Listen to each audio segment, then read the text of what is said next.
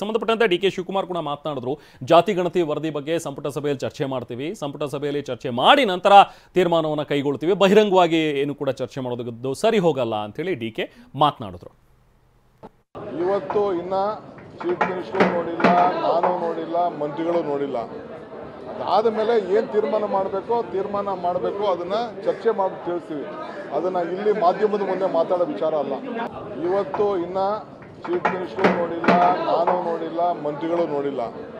ಅದಾದ ಮೇಲೆ ಏನು ತೀರ್ಮಾನ ಮಾಡಬೇಕು ಅದನ್ನ ಚರ್ಚೆ ಮಾಡಿ ತಿಳಿಸ್ತೀವಿ. ಅದನ್ನ ಇಲ್ಲಿ ಮಾಧ್ಯಮದ ಮುಂದೆ ಮಾತಾಡೋ ವಿಚಾರ ಅಲ್ಲ.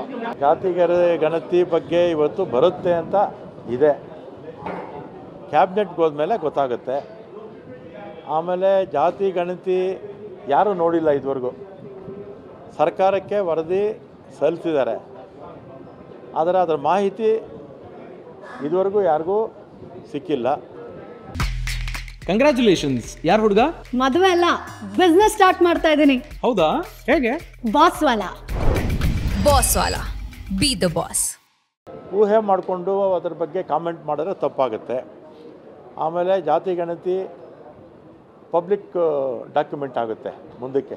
ಒಂದ್ಸಲಿ ಅಕ್ಸೆಪ್ಟ್ ಮಾಡ್ಕೊಂಡ್ಮೇಲೆ ಪಬ್ಲಿಕ್ ಡಾಕ್ಯುಮೆಂಟ್ ಆಗುತ್ತೆ. ಆಗ ಅದರಲ್ಲಿ ತಪ್ಪುಗಳಿದ್ದರೆ ಕಾಮೆಂಟ್ ಮಾಡ್ಬೋದು, ಚೆನ್ನಾಗಿದ್ದರೆ ಚೆನ್ನಾಗಿದೆ ಅಂತ ಹೇಳ್ಬೋದು, ಇಲ್ಲ ಲೋಪದೋಷಗಳಿದ್ದರೆ ಸರಿ ಮಾಡ್ಕೊಳ್ಳಿ ಅಂತ ಹೇಳೋದಕ್ಕೆ ಎಲ್ಲ ಅವಕಾಶಗಳು ಇರುತ್ತೆ. ಅದನ್ನು ನೋಡ್ದೇ ಕಾಮೆಂಟ್ ಮಾಡೋದು ಸರಿ ಇಲ್ಲ ಅಂತ ನನ್ನ ಅಭಿಪ್ರಾಯ. ಈ ಜಾತಿ ಗಣತಿಗೆ ಆದೇಶ ಕೊಟ್ಟಿದ್ದೆ ನಮ್ಮ ಸರ್ಕಾರ. ಈಗ ಅದನ್ನು ಕ್ಯಾಬಿನೆಟ್ಗೆ ಬರುತ್ತೆ ಅಂತ ಹೇಳ್ತಾ ಇದ್ದಾರೆ. ಬಂದ ಮೇಲೆ ನ್ಯೂನತೆಗಳಿದ್ದರೆ ಸರಿ ಮಾಡ್ಕೊಳ್ಳೋದಕ್ಕೆ ಎಲ್ಲ ಅವಕಾಶಗಳು ಇರುತ್ತೆ. ಮೊದಲನೇದು, ಅದು ಜಾತಿ ಗಣತಿ ಅಲ್ಲ, ಅದು ಸೋಷಿಯೋ ಎಕನಾಮಿಕ್ ಸರ್ವೆ, ಸಾಮಾಜಿಕ ಮತ್ತು ಆರ್ಥಿಕದ ಸಮೀಕ್ಷೆ. ವರದಿನೇ ಸಲ್ಲಿಕೆ ಆಗಿಲ್ಲ ಅಂದರೆ ಅದ್ರ ಬಗ್ಗೆ ನಾವು ಹೇಗೆ ಕಮೆಂಟ್ ಮಾಡೋಕ್ಕಾಗುತ್ತೆ? ಸೊ ಅದು ಅದೇ ಬರಲಿ, ಅದು ವರದಿ ಬರಲಿ. ಇವರೇ ವರದಿನಲ್ಲಿ ಏನಿದೆ ಅಂತ ನನಗೂ ಗೊತ್ತಿಲ್ಲ, ತಮಗೂ ಗೊತ್ತಿಲ್ಲ. ಆ ವರದಿನಲ್ಲಿ ಅಂಕಿಅಂಶಗಳು ಏನಿದೆ, ಹೇಗೆ ಕಲೆಕ್ಟ್ ಮಾಡಿದ್ದಾರೆ ಡೇಟಾವನ್ನು, ಆ ದತ್ತಾಂಶ ನಿಮ್ಮ ಸೆನ್ಸಸ್ ರಿಪೋರ್ಟಿಗೆ ಸರಿ ಸಮಾನವಾಗಿದೆಯಾ, ಅವೆಲ್ಲ ನೋಡಬೇಕಲ್ಲ. ಸರ್ಕಾರದಲ್ಲಿ ಬೇರೆ ಬೇರೆ ಇಲಾಖೆನಲ್ಲೂ ಭಾಳಷ್ಟು ಅಂಕಿಅಂಶಗಳು ಇರ್ತದೆ, ದತ್ತಾಂಶಗಳು ಇರ್ತದೆ. ಅದಕ್ಕೆಲ್ಲ ಹೋಲಿಕೆ ಆಗಬೇಕಲ್ವ, ಅದಕ್ಕೆ ಟ್ಯಾಲಿ ಆಗಬೇಕು. ಅದಾದಮೇಲೆ ನೋಡೋಣ ಏನು ಬರುತ್ತೆ ಅಂತ. ಆದರೆ ಏನೇ ತೀರ್ಮಾನ ತೊಗೊಂಡ್ರು, ಈಗಾಗಲೇ ಒಳ ಮೀಸಲಾತಿ ಬಗ್ಗೆ ಚರ್ಚೆ ಬಂದಾಗ ನಾವು ಜಸ್ಟಿಸ್ ನಾಗಮೋಹನ್ ದಾಸ್ ಅವರು ಈಗ ಅದನ್ನು ನಾವು ಮರು ಸಮೀಕ್ಷೆ ಮಾಡಬೇಕಾಗ್ತದೆ, ವೈಜ್ಞಾನಿಕವಾಗಿ ಮಾಡಬೇಕಾಗ್ತದೆ ಅಂತ ಈಗಾಗಲೇ ಹೇಳಿದ್ದಾರೆ. ಆ ಪ್ರೋಸೆಸ್ ಹೇಗಿರಬೇಕು ಅಂದ್ಬಿಟ್ಟು ಕೂಡ ಇವಾಗ ತೀರ್ಮಾನಗಳನ್ನು ತಗೋತಾ ಇದ್ದಾರೆ. ಇವತ್ತಾಗಿದೆಲ್ಲ ಮುಹೂರ್ತ ಫಿಕ್ಸ್ ಆಗಿದೆ. ನಿನ್ನೆ ಕೂಡ ಹೇಳಿದೆ, ಬಂದು ಚರ್ಚೆ ಆಗ್ತಿದೆ ಏನು ಅಂತ ಎಲ್ಲರೂ ಒಟ್ಟಾಗಿ ಅಭಿಪ್ರಾಯ ಪಡೆದು ಅದು ಅಂತಿಮ ನಿರ್ಧಾರ ಆಗುತ್ತೆ. ಸೊ ನೋಡೋಣ ಏನಾಗ್ತಿದೆ ನನಗೆ ಗೊತ್ತಿಲ್ಲ, ಕಾದು ನೋಡೋಣ. ಅದೇ ಕರೆಕ್ಟ್. ಅದು ಯಾವಾಗ ಸರಿ ಇಲ್ಲ ಅಂತ ಯಾವಾಗ ಗೊತ್ತಾಗಿದ್ರೆ ಓಪನ್ ಆದ್ಮೇಲೆ ಗೊತ್ತಾಗೋದು ಸರಿ ಇಲ್ಲ ಅಂತ. ಭೇಟಿ ಮಾಡಲಿಲ್ಲ, ಎಲ್ಲ ಕೂತ್ಕೊಂಡು ಅದು ಆಮ್ಯಾಗ ಓಪನರ್ ಆಗಲಿ, ಆಮ್ಯಾಗ ಅದನ್ನು ಕ್ಯಾಬಿನೆಟ್ ಹೇಳಲಿಕ್ಕೆ ಅವಕಾಶ ಇದೆ. ನನ್ನ ಪ್ರಕಾರ ಒಂದು ಸಾರಿ ಸದನನ ಕರಿಬೇಕು, ಅದನ್ನು ಚರ್ಚೆ ಮಾಡಬೇಕು. ಯಾರು ಏನಾಗಿ ಓಪನ್ ಆಗಿ ಮಾತಾಡಲಿಕ್ಕೆ ಅವಕಾಶ ಕೊಡಬೇಕು, ಅದು ಒಳ್ಳೇದದು.